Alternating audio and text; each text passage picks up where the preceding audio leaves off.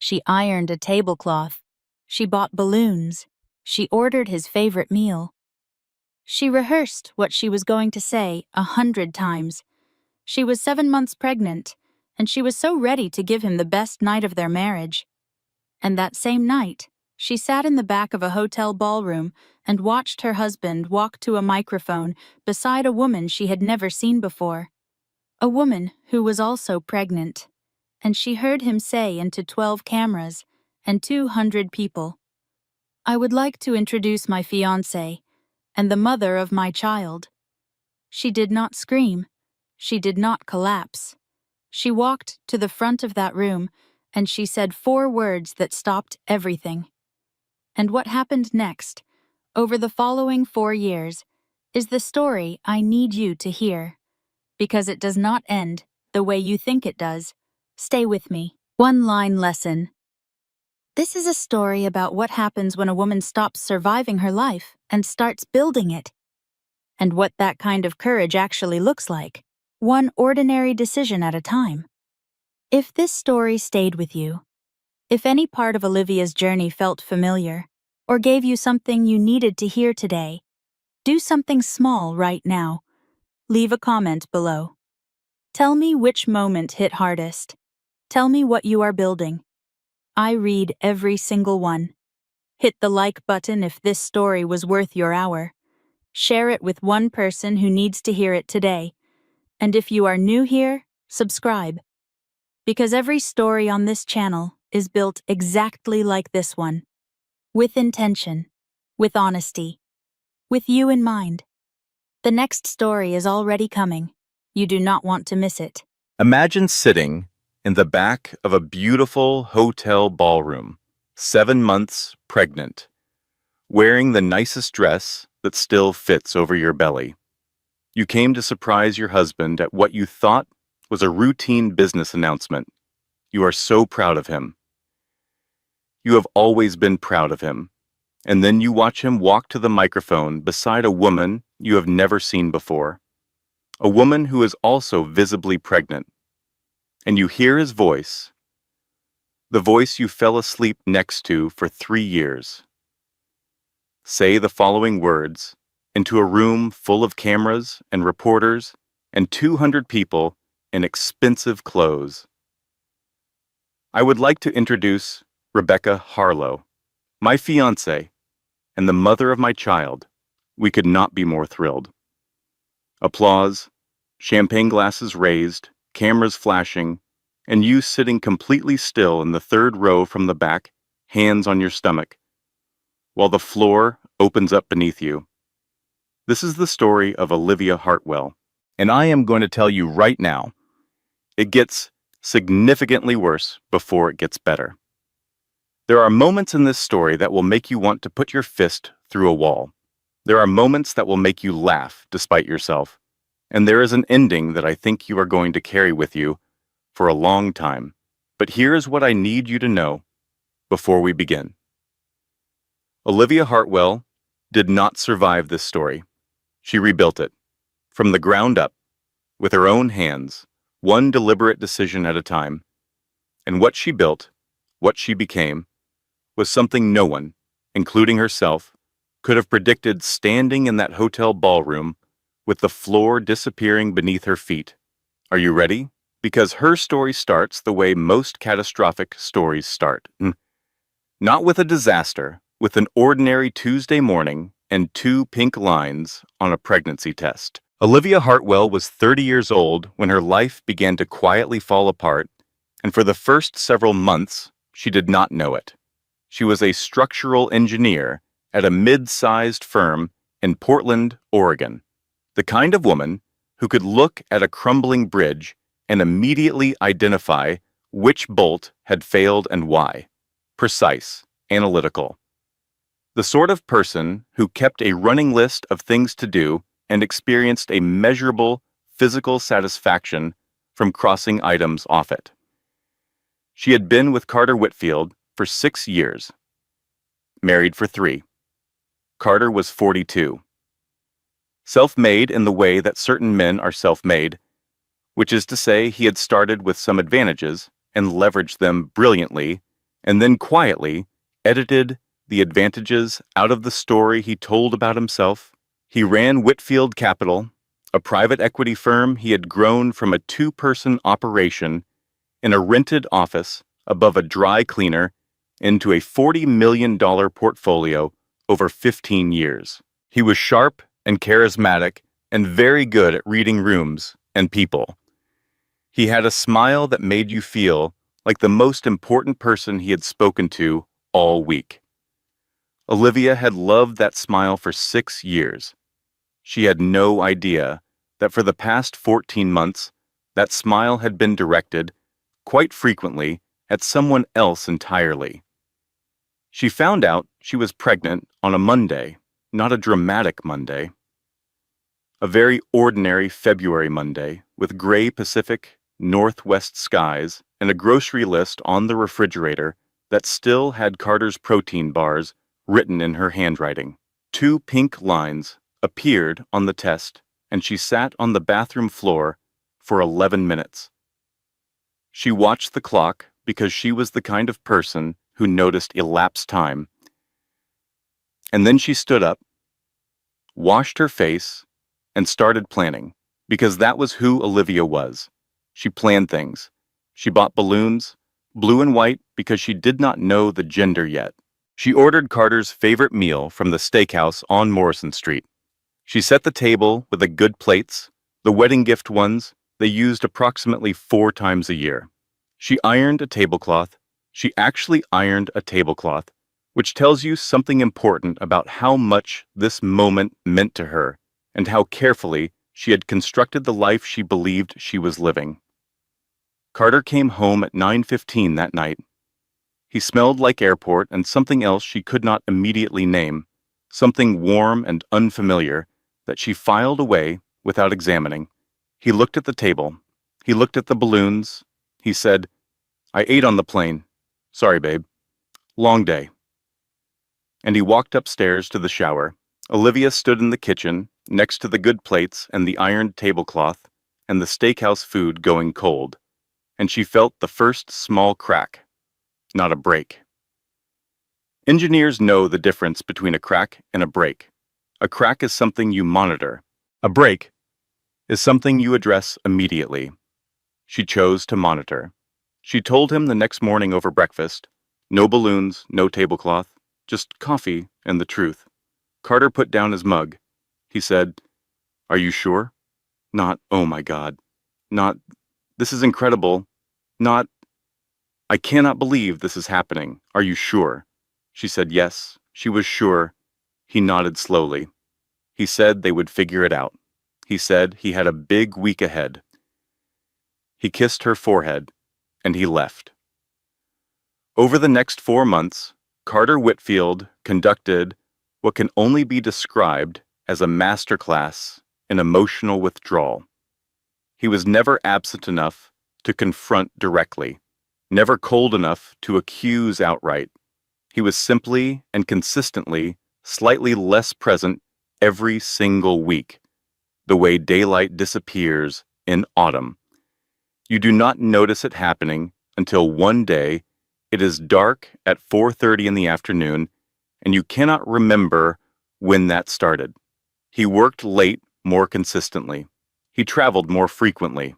His phone was always nearby and always face down. He stopped asking about her prenatal appointments. He stopped touching her stomach the way he had in the first weeks after she told him. He stopped gradually and systematically being the person she had married. Olivia told herself she was being hormonal. She told herself pregnancy magnified everything emotionally. She told herself Carter was under enormous pressure with the Mercer Group acquisition and that stress was stress, and people processed it differently. She had a nursery to design and a baby shower to organize and a load-bearing wall analysis due at the firm by Thursday. She had a life to keep running. So she told herself what she needed to believe, and she kept moving forward. This is something important to understand about Olivia and about a lot of people in situations like hers. When we sense something is wrong but cannot prove it, we face a choice. Investigate or insulate. Insulating means building walls around the doubt to protect the life you have constructed. It feels like self-preservation. It feels rational and responsible and emotionally mature. But here's what Olivia, structural engineer, load-bearing wall specialist, would later understand with absolute clarity. Protecting a structure with a cracked foundation does not fix the foundation. It delays the collapse, and the longer you delay it, the more catastrophic it is when it finally comes. She was 7 months pregnant when the collapse arrived, and it arrived in the most public, most humiliating, most permanent way imaginable. It was a Tuesday in June. Olivia found the invitation on Carter's home desk while looking for a stamp. Thick cream paper, gold-embossed lettering, the Mercer-Whitfield partnership announcement, the Harrington Grand Hotel. 6 p.m., formal attire. She thought, oh, this is the big deal he has been working on. He would probably love it if I came. She did not call ahead. She wanted to surprise him. She put on a navy wrap dress, the only formal thing that still fit over her 7-month stomach with any dignity. She called a car service. She did not think twice about going, because why would she? This was her husband's event. She was his wife. She was carrying his child. The Harrington Grand Ballroom was exactly as beautiful as its name suggested. 200 guests, crystal chandeliers, an open bar doing significant business. The kind of event where everyone is dressed like money and working hard to appear accustomed to it. Olivia sat in the 3rd row from the back, close enough to see clearly, far enough to slip out quietly if her feet started swelling, which they had been doing with increasing enthusiasm for the past 3 weeks. She checked her phone. She smiled at the woman sitting next to her, who asked when she was due. She felt, for the first time in months, something adjacent to contentment. She was here. She was supporting her husband. Things were going to be fine. Carter walked out at 6:15. He looked extraordinary. Charcoal suit, perfect posture, that smile working the room before he even reached the microphone. Olivia felt a rush of something she recognized as pride, which is perhaps the most heartbreaking detail of this entire evening. And beside him walked a woman Olivia had never seen before in her life. Tall, blonde hair, swept back, a green dress that probably cost more than Olivia's monthly car payment. 35, maybe, beautiful in a carefully constructed way, and visibly pregnant, not as far along as Olivia, but unmistakably, definitively, publicly pregnant. Carter reached the microphone. The room quieted. Thank you all for being here tonight. This evening is about more than business. Alongside our announcement of the partnership with Mercer Group, I want to share something deeply personal. I would like to introduce Rebecca Harlow, my fiancée, and the woman carrying my child. We could not be more thrilled, and we hope you will celebrate this new chapter with us. Applause. Immediate, enthusiastic, completely genuine applause. Champagne glasses raised, camera flashes from 12 directions simultaneously, reporters typing, people cheering. Olivia did not move for 45 seconds. She counted later, trying to reconstruct the moment with the part of her brain that always wanted to document and measure. 45 seconds of absolute stillness while a room full of people celebrated around her. Then she stood up. She moved through the crowd. She did not run. She was not hysterical. She walked forward with the measured steadiness of someone who has just received information that has not yet finished processing but whose body has decided to act anyway.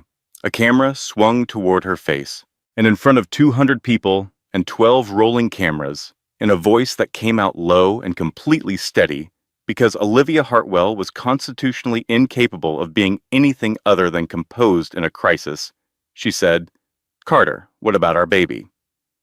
The room stopped, not quieted, stopped. The kind of absolute silence that descends when something happens that no one has a social script for. Carter's eyes found her across the room, and what she saw in them, what she would describe later to her sister, to her attorney, to herself at 3 in the morning for months afterward, was not guilt.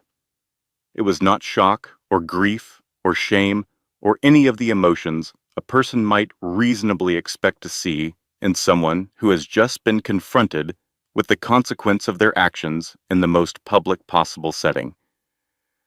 What she saw was inconvenience. She had inconvenienced him. Security reached her within 30 seconds. Two men in dark suits, professional and gentle, which somehow made it worse than if they had been rough about it. One of them offered her water. She said no thank you, because her mother had raised her to be polite, and apparently that programming ran deeper than catastrophic public betrayal. They guided her toward a side exit. Behind her, the room erupted in whispers. Outside, the evening air was cool. She sat on a stone bench near the valet stand, both hands pressed flat against her stomach. Her son, she did not know yet that he was a son, but he was, shifted inside her, a slow, rolling movement, a reminder. She looked down at her hands. She breathed. She said out loud to no one, to the parking lot and the evening, and whatever version of the universe was listening, okay, okay. And in that single word, repeated twice in the cold air outside the Harrington Grand Hotel, something began, not healing. It was far too early for healing, but something. The specific, quiet, almost imperceptible beginning of a woman deciding, at the cellular level, that she was not going to let this be the end of her story. Carter came home at 2 in the morning. Olivia was in the kitchen, fully dressed, a cup of decaf she was not drinking sitting in front of her, the good plates still in the cabinet where she had put them away an hour after coming home because she had needed something to do with her hands. Carter started with, "It is not what," she said. "Don't."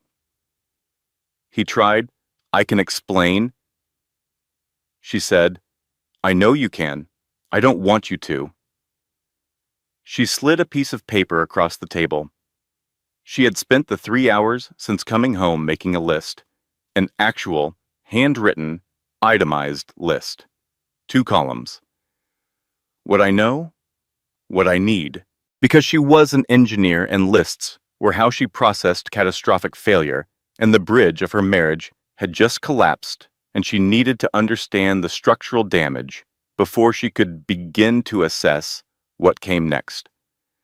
Carter looked at the list for a long time. He said, quietly, "You're not going to scream at me?" She looked at him. "Carter, I design load-bearing structures for a living. I know exactly how much weight something can hold before it breaks. You broke this. The screaming doesn't change the structural damage. The list does." He moved out the next morning. Olivia's sister Lena arrived that same afternoon with a duffel bag, a box of donuts, and absolutely zero intention of leaving. Lena was 27, chronically underdressed for every occasion, and the owner of a small independent bookstore in Portland called Chapter and Verse that had approximately 400 deeply loyal customers and lost money 9 months out of 12. She knocked on the door, and when Olivia opened it, Lena held up the donut box and said, "I'm staying until further notice. Don't argue. I brought the maple glazed ones." Olivia said, "You can't just close the store." Lena said, "I put a sign on the door. It says, 'Closed for family emergency.' People respect that." "What if someone needs a book?" "Olivia, the internet exists." She stayed for 3 weeks. She was not good at practical things. She burned toast with impressive consistency. She reorganized the pantry by color instead of category, which helped no one navigate anything, and she had strong opinions about true crime podcasts that she shared at length and without invitation. But she was extraordinary at simply being present. at sitting on the couch at midnight when Olivia could not sleep, and not trying to fix anything, just existing in the same space. Proof that Olivia was not entirely alone in the world. Everyone needs a Lena. If you have one, call her. She does not have to be a sister. She just has to be the person who shows up with donuts and stays. Margaret Cole was 61 years old, silver-haired, and the kind of attorney who inspired either deep relief or deep dread, depending entirely on which side of a case you were on. She wore reading glasses that she removed very slowly and deliberately before delivering information that required full attention, and Olivia quickly learned to treat the glasses removal as a warning system. Margaret's office had a framed quote above her desk. "Well-behaved women seldom make history." She had framed case results on every wall. She made coffee in a French press and did not offer it to clients during difficult conversations because she found that people thought more clearly when their hands were not occupied. Olivia sat across from her and slid a folder across the desk. Inside was every document she had gathered in the 72 hours since the hotel ballroom. Bank statements, travel receipts, a printed log of every evening Carter had come home after 9 p.m. in the previous 6 months. Every business trip cross-referenced with what he had told her versus what the credit card statement suggested. Margaret opened the folder. She looked up. "You already had all of this. I'm an engineer. I don't go into a structural assessment without data." Margaret closed the folder. She looked at Olivia over her glasses for a moment. Then she removed them, slowly. "Mrs. Whitfield, I think this is going to be a very interesting case." 3 weeks after Olivia filed for divorce, Carter's legal team filed a countermotion. Their argument: Olivia had willfully damaged Carter's professional reputation by appearing at a private business event without invitation and making a public scene. They were seeking to limit her settlement on grounds of emotional instability. As evidence, they submitted the hotel ballroom video, the same video in which Carter publicly announced his affair and his other pregnant fiancée, as proof of Olivia's erratic behavior. Margaret read the filing in her office while Olivia sat across from her. She removed her glasses, very slowly. "He's aggressive. I'll give him that. Can they actually do this? They can file it. Whether it holds is a different matter. But Olivia, I need to be direct with you. This is going to get harder before it gets easier. His team is very good and very expensive, and they are going to look for anything. One text message, one social media post, one moment of public anger they can frame as instability. You cannot give them that moment. Not one single moment." "I don't do public anger. I know. But you are 7 months pregnant. You have been publicly humiliated in front of cameras. Your marriage is ending, and they are calling you unstable. It would be entirely human to break." Olivia looked at her steadily. "Margaret, my entire professional specialty is holding structures together under conditions that should theoretically destroy them. I know how to hold a line when everything is shaking." Margaret looked at her for a long moment. "Good. Then let's get to work." He arrived at 4:40 in the morning on a Thursday in August. 6 pounds, 11 ounces. Furious about being born, which the nurse said was an excellent sign. He had a full head of light brown hair and hands so impossibly small that when he wrapped his fingers around Olivia's thumb for the first time, her entire body went quiet. Not numb, quiet. The specific, profound quiet of a moment so large it temporarily silences every other frequency. Everything that had been noise for the past 8 months, the legal filings, the ballroom video that had been viewed 11 million times on social media, Carter's face when she said, "What about our baby?" the countermotion, calling her unstable, the 3 a.m. crying she never let Lena hear, all of it went completely silent. Just this, just him. Lena was in the waiting room and cried so hard when she was allowed in that the attending nurse quietly offered her a wheelchair. Lena said, "I am fine. I am completely fine. He is so small. I am absolutely fine," and then sat down on the floor with her back against the wall, which nobody commented on because it seemed like the right call. Carter did not come to the hospital. He sent flowers. A large, expensive arrangement with a card that said "Congratulations," which was such a spectacular failure of language that Olivia almost laughed. She had the nurses put them in the hallway. She named him Noah James Hartwell, her maiden name, not his. She lay in the hospital bed with Noah sleeping on her chest, and she made a decision that she did not articulate out loud because it did not need to be articulated. It was simply true, the way certain structural facts are true, the way a good foundation is true, undeniable and load-bearing. She would build something real, for him and for herself, and whatever that required, she would do it. Noah slept. His breathing was small and perfect, and completely unconcerned with anything happening outside the radius of his mother's arms, which struck Olivia as exactly the right attitude. She pressed her cheek to his hair. She breathed. Carter's legal document arrived the following afternoon, delivered by a courier who looked deeply uncomfortable with his assignment. The document outlined a financial settlement offer and a formal request to terminate parental rights in exchange for a lump sum payment. Olivia read it once. She folded it carefully. She placed it in the drawer of the hospital bedside table. She called Margaret from the hospital room while Noah slept in the bassinet beside her. Margaret answered on the second ring.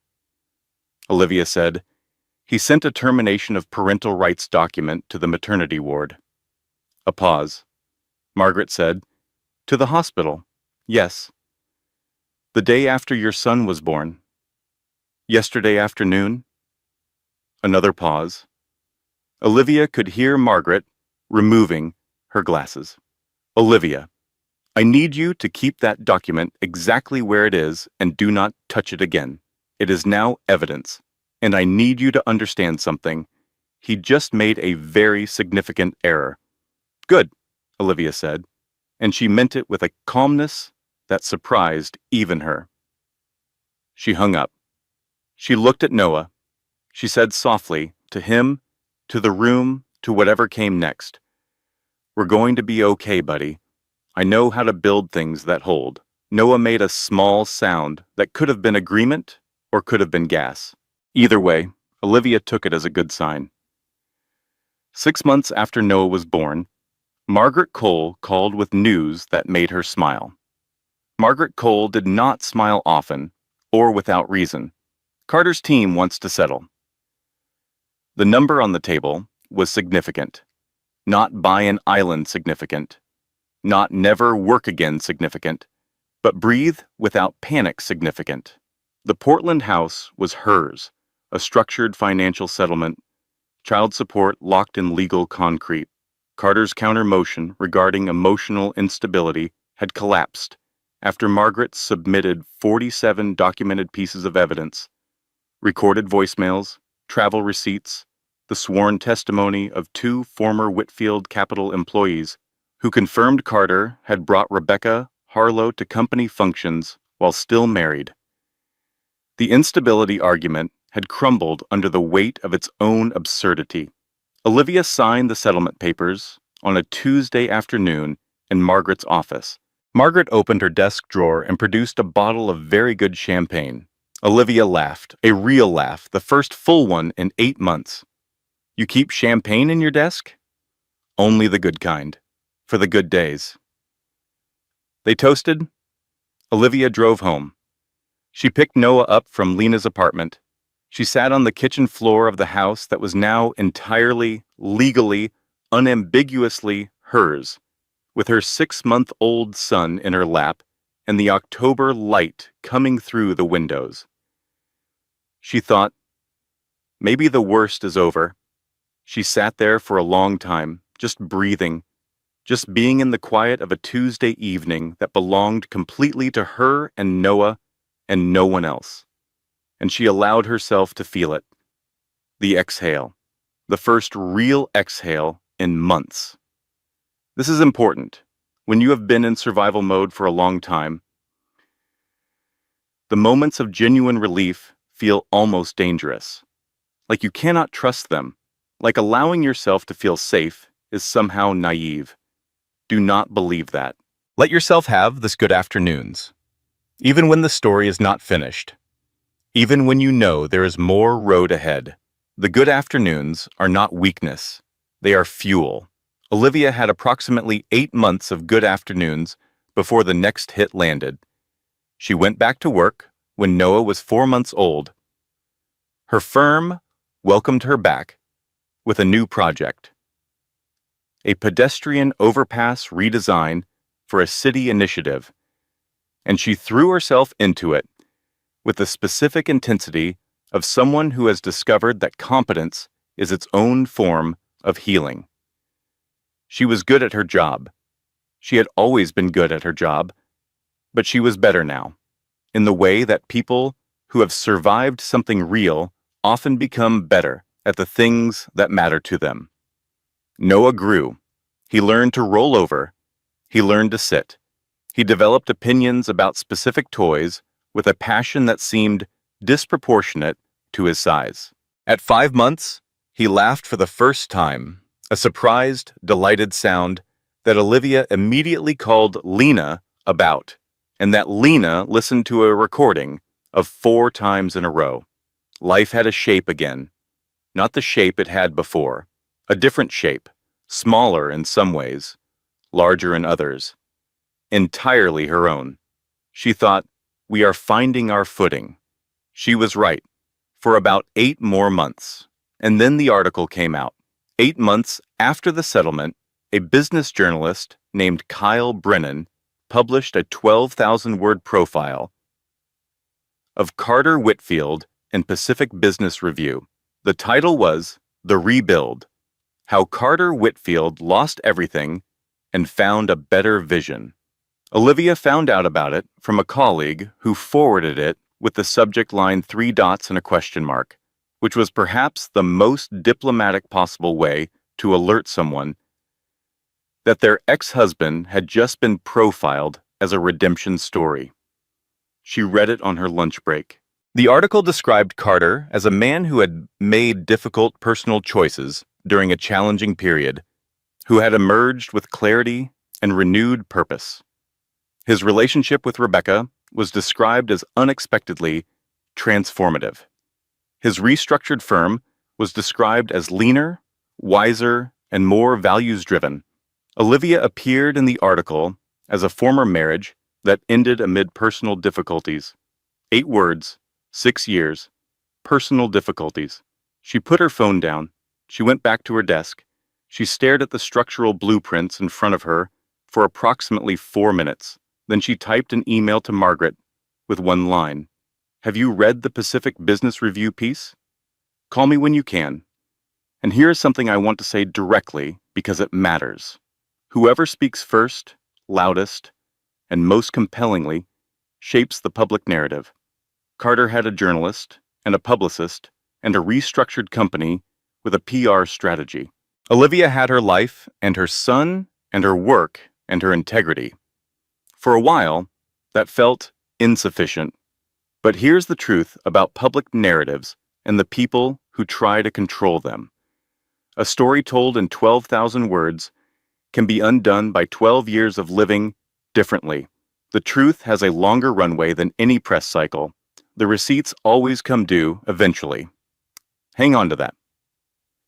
2 months after the article, Olivia was offered a senior engineering position at the firm. She had competed for it openly against 3 other candidates, and she had won it on the merits. Her name went on a new door. Her salary increased enough that she and Noah moved from the Portland house. Too many memories, Carter still present in the walls somehow, into a new apartment with high ceilings and a window above the kitchen sink that caught the morning light in a way that felt like a promise. She enrolled Noah in a good preschool. She started running again in the mornings before he woke up. She called Lena every Sunday. She even went on one date. A structural engineer from a competing firm named Daniel, who was kind and funny and said the word journey 4 times in 2 hours. She came home and called Lena 4 times. Lena said, "That's disqualifying. That's what I said." She was not ready for anything romantic, and she was at complete peace with that fact. She was building. She was moving. She was, for the first time in a long time, genuinely looking forward to what came next. And then Carter's attorney called Margaret. Carter wanted to revisit the custody arrangement. He wanted more time with Noah. He said in the legal filing that he had matured significantly and was prepared to be an active and present father. Olivia sat in Margaret's office and listened. She said, "He has never once shown up on his scheduled weekend." Margaret said, "I know." "He missed Noah's first birthday." "I know." "He sent a gift card." "I know. $25. Amazon. I have the documentation." "For a 14-month-old? Yes." Olivia was quiet for a moment. "And he's claiming my work schedule constitutes an unstable primary care environment." He used the word unstable again. "Yes." "Margaret, does he understand that I have documented every single missed visit, every canceled weekend, every unanswered call?" Margaret removed her glasses. He is about to understand it very thoroughly. And then, because sometimes life decides that one catastrophe is not a sufficient lesson and delivers several simultaneously, the next 60 days brought 3 separate disasters in rapid succession. The first, the Pacific Business Review article was picked up by a national business podcast with 2 million subscribers. The host described Carter's story as one of the most compelling founder comebacks of the year. Olivia appeared in the episode as his ex-wife. 2 words. The podcast comment section included multiple people praising Carter's growth journey. That word again. And several comments speculating about whether the ex had been difficult. Olivia read the comments once. She closed her laptop. She did not read them again, not because she was not hurt by them, but because she understood, structurally, that reading comments about yourself written by people who know nothing about you is the equivalent of asking a random stranger to perform a structural assessment on your house. Their opinion has no load-bearing function. It does not hold anything up. The second, Carter's custody filing was assigned to Judge Raymond Marsh, who had a documented preference for expanding paternal custody in cases where fathers demonstrated renewed commitment. Margaret flagged this the day she learned about the assignment. It was not good news, and she did not pretend it was. The third, the major infrastructure contract that Olivia's senior position had been partially built around. A project 8 months in the making, a significant municipal commission, was canceled due to budget cuts at the city level. Not her fault. Not anything she had done or failed to do, just the arbitrary cruelty of budget cycles and political decisions made by people who had no idea they were removing a structural element from someone's carefully rebuilt life.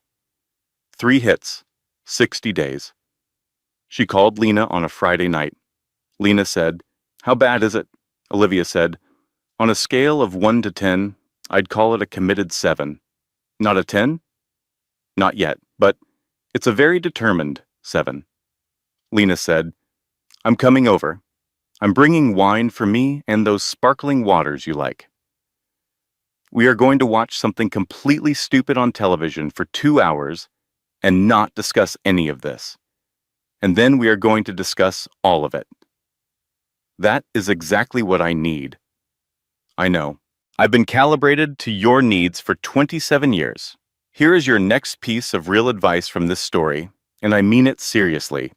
When multiple things collapse simultaneously, resist the urge to address all of them at once. Triage. What is urgent and time-sensitive? What can wait 48 hours? What do you actually have the power to influence right now? Olivia made a list. She always made a list. It was not a magical solution. Lists are not magical, but they are clarifying. And in the middle of a committed 7, clarity is the most valuable resource you have. The custody hearing was 6 weeks out when Margaret received a phone call that she described to Olivia as unexpected and potentially significant. It was from Rebecca Harlow's attorney. Rebecca, the woman in the green dress, Carter's fiancée, the other pregnant woman from the hotel ballroom, had quietly separated from Carter 4 months earlier. No announcement, no press release. A filing in Multnomah County that Margaret's assistant had caught during routine monitoring because Margaret Cole monitored everything routinely as a matter of professional principle. Rebecca's attorney was calling because Rebecca had information directly relevant to Olivia's custody proceedings. Specifically, she had documented 17 occasions in the previous 2 years where Carter had missed or canceled his scheduled time with his daughter with Rebecca, citing what Rebecca described in her own words as prioritizing optics over actual parenting. Rebecca was willing to provide a sworn statement. Margaret called Olivia that same afternoon. Olivia was quiet for a long moment after Margaret explained. Then she said, "Is she okay?" Margaret paused, a genuine pause, not a strategic one. That is an interesting question to ask right now. She has a daughter with him.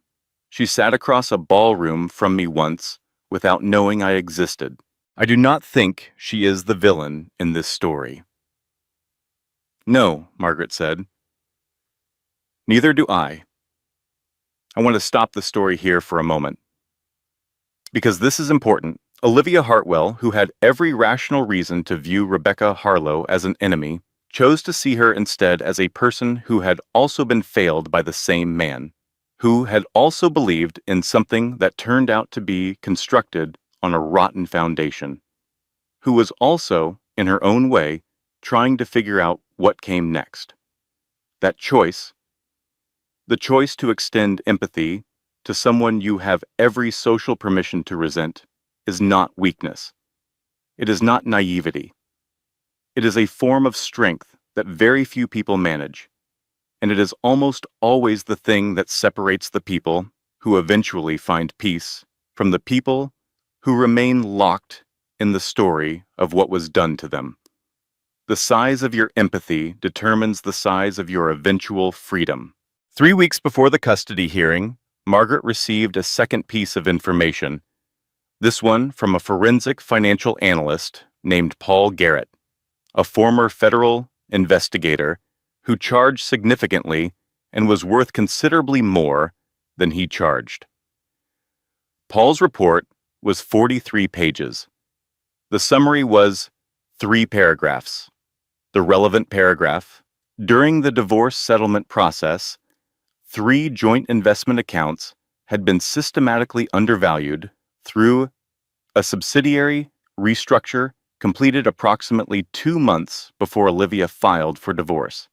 The discrepancy totaled approximately $340,000 across the 3 accounts. The restructuring had been conducted in a way that was technically legal, but deliberately obscuring, and Paul had only found it by examining secondary filings that most forensic analysts would not have known to cross-reference.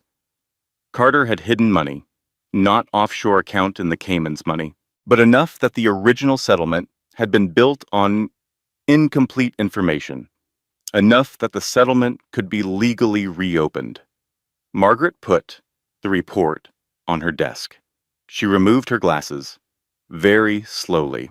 Paul found what I suspected, but could not prove at settlement. Carter's team buried 3 accounts in a subsidiary restructure. We missed it. I want to be direct with you. That is on me.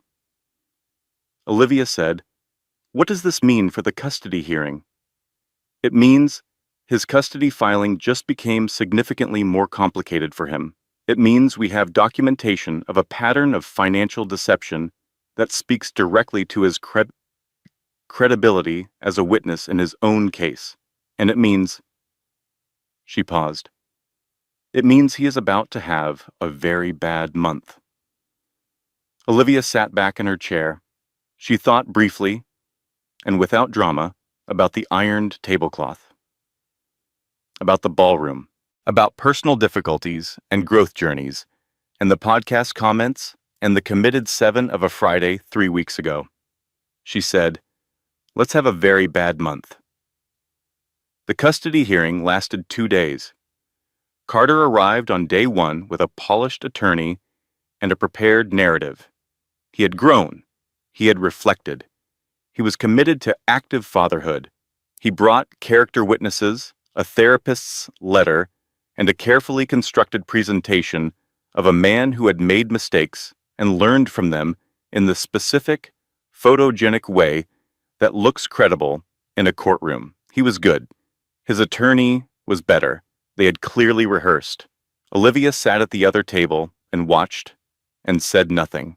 On day 2, Margaret submitted the following materials to Judge Raymond Marsh. First, a documented record of every scheduled visit Carter had missed or canceled over 26 months, organized chronologically, with timestamps and cross-references to his social media activity during those same dates, which revealed that he had attended 3 industry events, 2 charity galas, and 1 vacation in Scottsdale.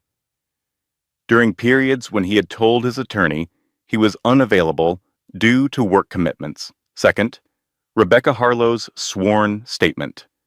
17 canceled visits with his daughter, a pattern of performative engagement, showing up for photographs and then departing. Carter's own text messages, subpoenaed with Rebecca's cooperation, including one that referred to his daughter's birthday party as optics management. Third, Paul Garrett's complete financial forensics report, all 43 pages with the $340,000 discrepancy clearly annotated. Fourth, a voicemail. Carter had left it on Olivia's cell phone 14 months earlier at 11:42 p.m.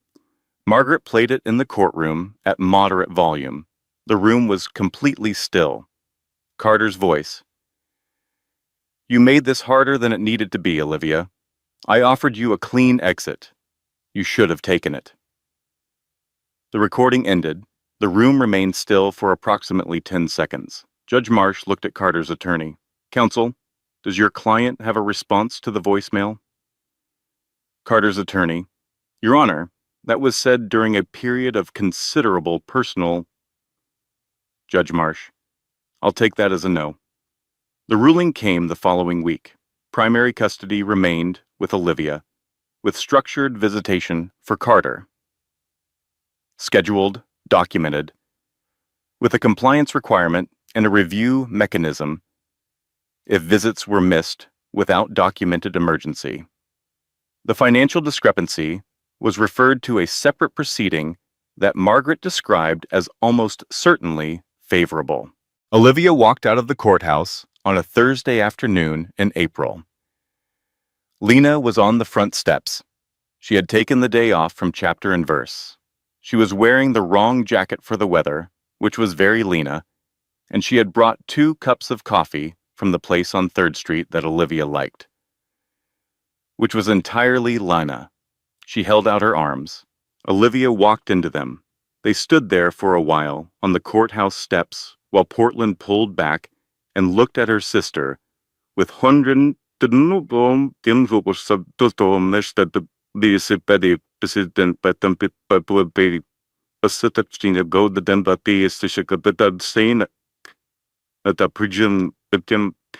bestämde autoriteter teban basa biosede de palpendem tebara punsem tomerada pambete pel kebertaitem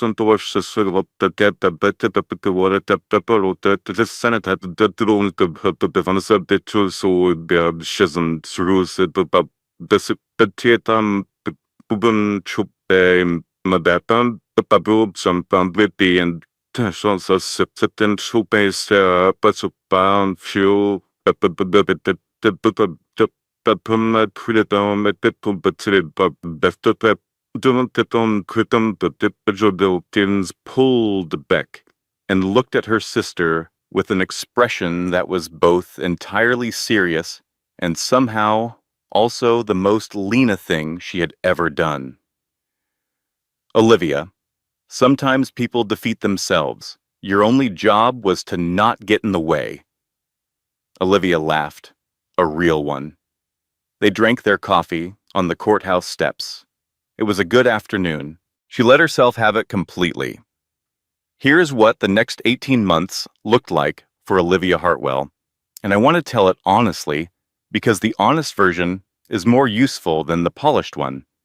She did not launch a company overnight. There was no single eureka moment set to an inspirational soundtrack. There were a lot of late evenings at her kitchen table after Noah was asleep, spreadsheets and projections and drafts that she revised and revised again. There were conversations with Margaret about liability structures, and conversations with Lena about risk tolerance, and conversations with herself. At 2 in the morning, about whether she was genuinely ready for this, or whether she was confusing ambition with impatience. She took her time. She had learned over the previous 4 years that taking time was not the same as standing still. Sometimes the most important structural work happens during what looks, from the outside, like nothing. Her partner in the venture was a colleague named Thomas Waverley.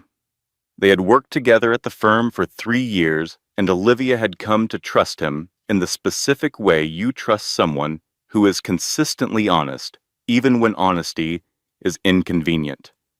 He was steady and straightforward and had a dry sense of humor that made 14-hour workdays survivable.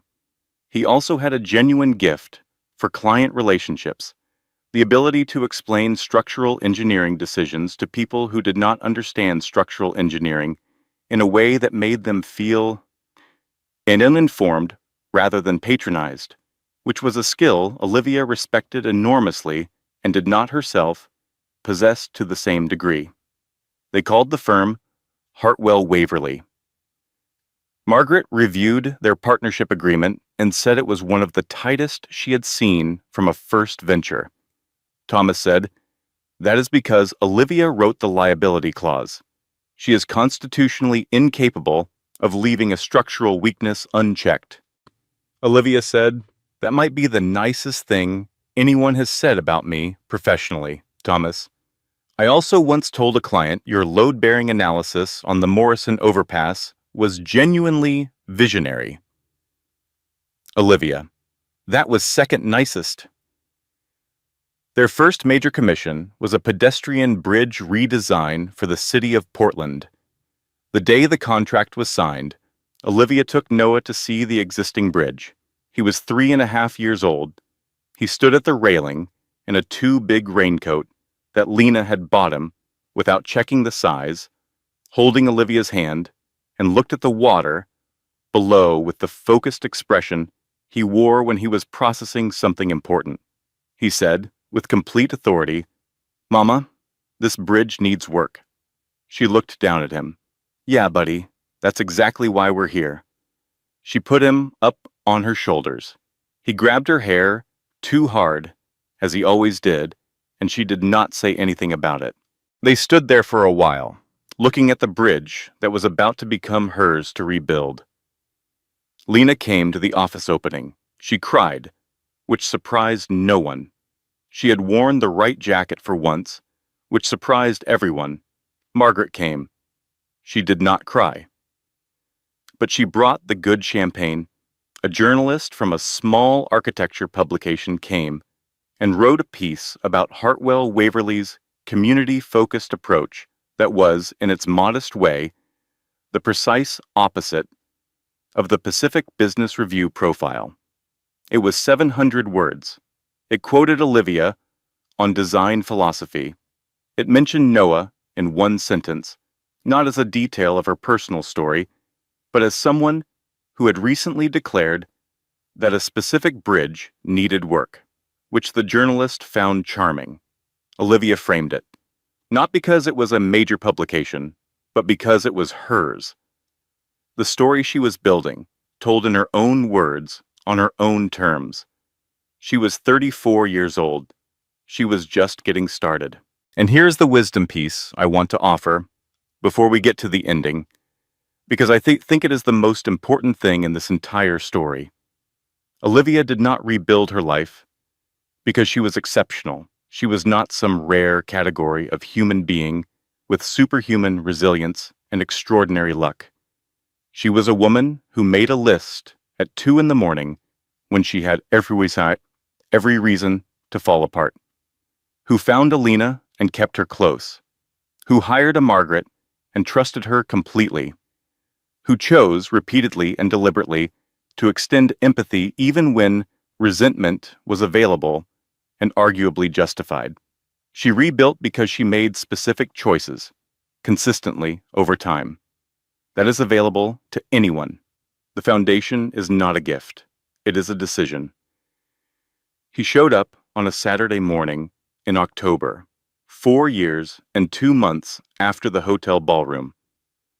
Olivia was in the kitchen making Noah's breakfast.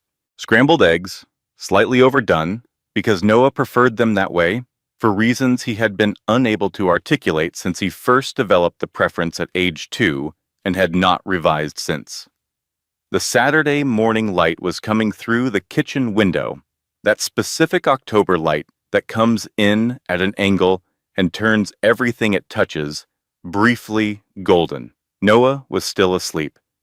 He had a soccer game in the afternoon and had been awake the previous night, worrying about it with the focused intensity he brought to most things, which Olivia recognized as a trait that had come entirely from her side of things.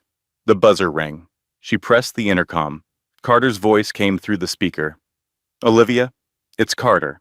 I know this is unexpected. I just need a few minutes. Please." She stood at the counter. Outside the window, the city was doing its ordinary Saturday things. A bus. Someone on a bicycle. The bakery across the street, with its door propped open, and the smell of something good coming through. Everything completely normal. Everything completely unchanged. She pressed the button and buzzed him in. She did not rush to the door. She turned back to the stove and took the eggs off the heat. She got 2 mugs from the cabinet and poured coffee, and then thought about it and put 1 mug back. She left his side of the counter empty. He knocked. She opened the door. Carter Whitfield looked like what 4 years of consequences looks like on a person. Not destroyed, not broken, in the dramatic way a person might hope for, if they were the kind of person who hoped for that, but honestly different. The particular shine of a man who had never genuinely questioned himself had dulled into something more matte, more real.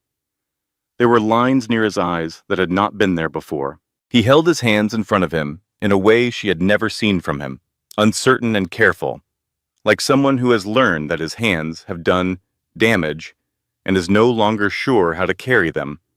He said, "You look well." She said, "I am well." A pause. She waited. She had learned patience at significant cost, and it now cost her nothing. Carter exhaled slowly. "I made a catastrophic mistake.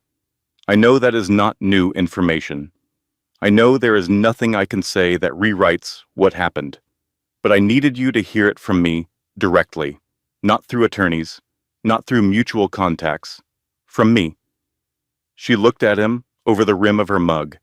She felt no trembling, no sudden surge of old grief or old anger. Not because the grief had never been real. It had been real, devastatingly real, in ways she still sometimes encountered unexpectedly. In small moments she had not prepared for, but because she had done the work. Grief does not disappear if you work through it. It changes form. It becomes something you have metabolized rather than something that is still metabolizing you. She said, "Go on." He told her everything. The relationship with Rebecca had begun 14 months before Olivia's pregnancy. The Mercer acquisition had been partially structured around the Harlow family's investment network, which meant ending the marriage had been, among other things, a business decision. The partnership had unraveled spectacularly when Rebecca's father discovered Carter had misrepresented growth projections to secure the deal. The fallout had been swift and extensively documented in the business press. Though Olivia had received most of this information from Margaret over the previous 2 years and was not surprised by any of it, Rebecca had filed for divorce 12 months ago. The custody proceedings were ongoing and described by Carter with the specific grimness of someone who had recently experienced what it felt like to be on the other side of a well-documented legal case. He had spent the past year and a half in what he called a kind of free fall, the specific disorientation of a man who built everything on the wrong surface and then watched it all slide away. Olivia listened without interrupting. When he finished, she set her mug down on the counter. "Why are you here, Carter?" Not a question. An invitation to be honest, possibly for the first time, without the performance and the calculation. He looked at her directly. "Because I want to know my son, and because the part of me that was buried under ego and bad decisions for a very long time—" "Don't finish that sentence." Quiet, but without cruelty. He stopped. She walked to the kitchen window and looked out for a moment. The October light was still doing its thing. The bakery was still open. The Saturday was still happening all around them, indifferent and ordinary and exactly right. She turned back. She looked at him with the full, composed steadiness of a woman who had built herself from rubble and knew precisely what she was worth, and what she was willing to offer, and what she was not. "Noah is 4 years old," she said. "He is funny and curious, and he asks more questions per hour than most adults ask in a week. He loves bridges and illustrated books about marine biology, and he has strong feelings about how his eggs are cooked.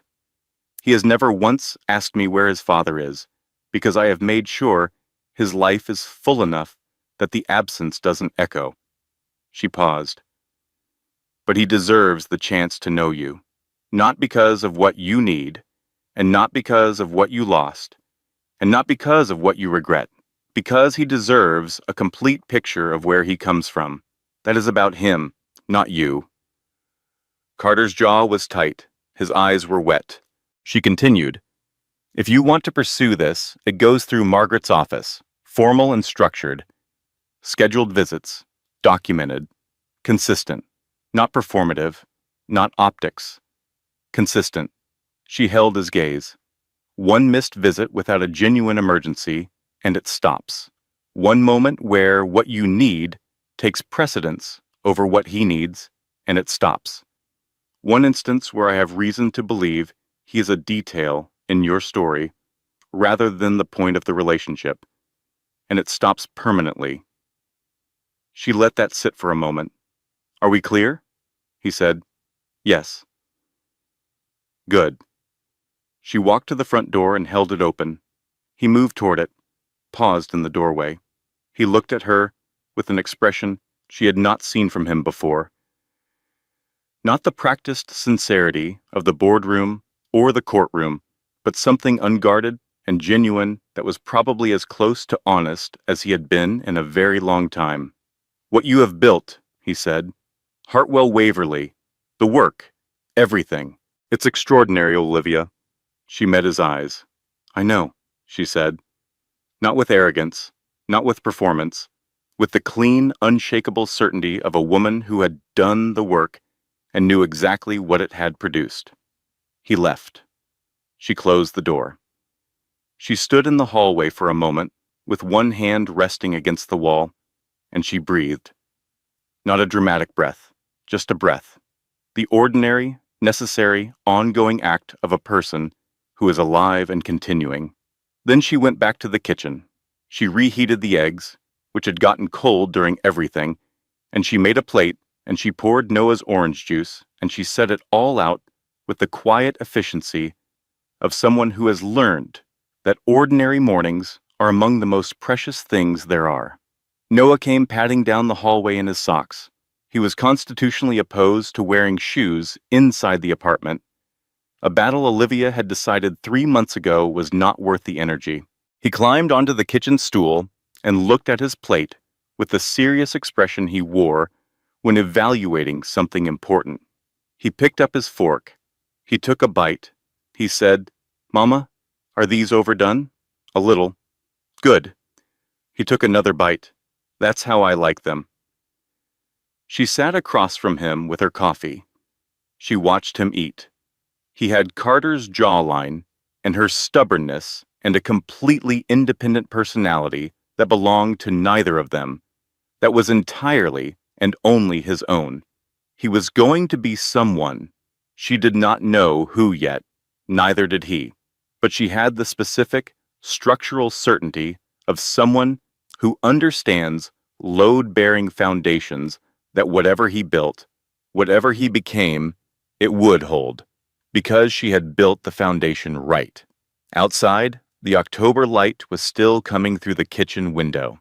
The specific Saturday morning light she had chosen this apartment for, back when she was choosing everything only for herself and Noah and what they actually needed, not what she had been told she should want.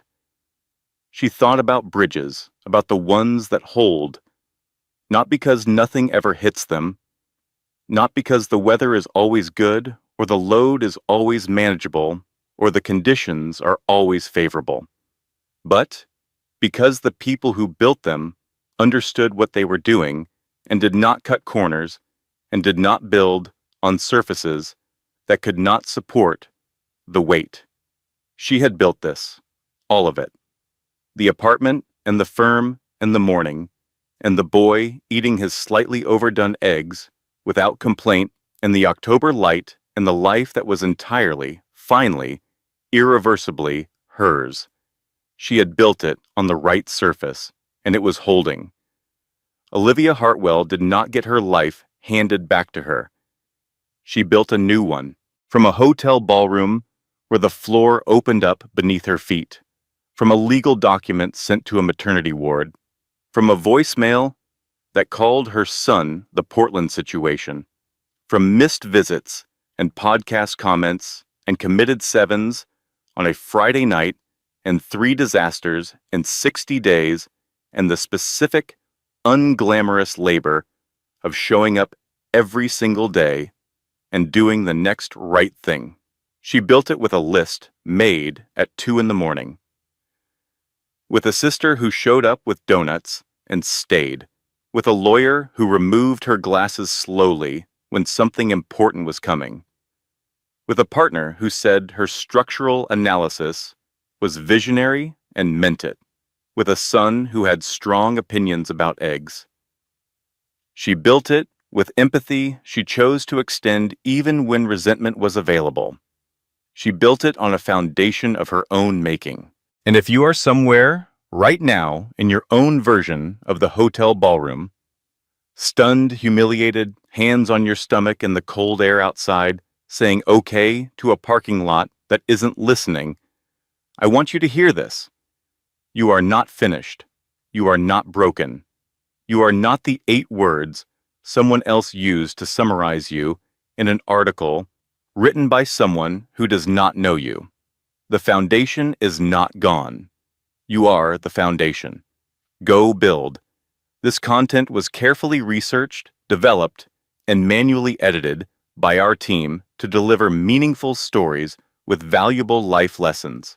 Every narrative is crafted to entertain, inspire, and empower our audience. We believe that great stories can change lives, and we are committed to bring you content that matters. Thank you for being part of our community.